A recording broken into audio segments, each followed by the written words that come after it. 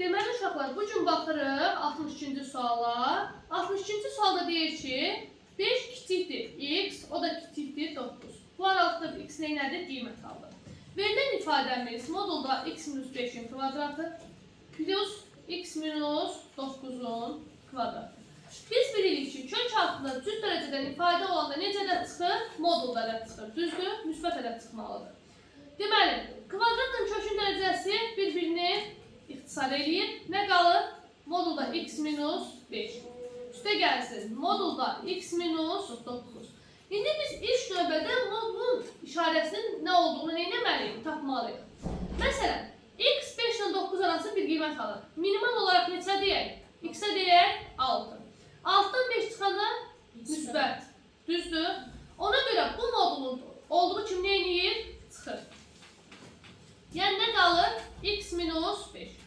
Yaxşı, 6'dan 9'u çıxanda nə qalır? Mənfi. Bu modulun için müsbət oldu, bu modulun için mənfi oldu. Modulun için mənfi olanda neyiniydik? Əks işarə ilə çıxardıq. Yəni qalır. Əks işarə nə olduqda neyiniydi? İçin yerlər neyiniydi? Dəyişirdi. Nə olur? 9 minus x. Aha, x'dən neynədir? İslah getdi. Aha, mənfi 5'in üstə 9 gələndə nə oldu? 4. Cavabımız nədir? 4.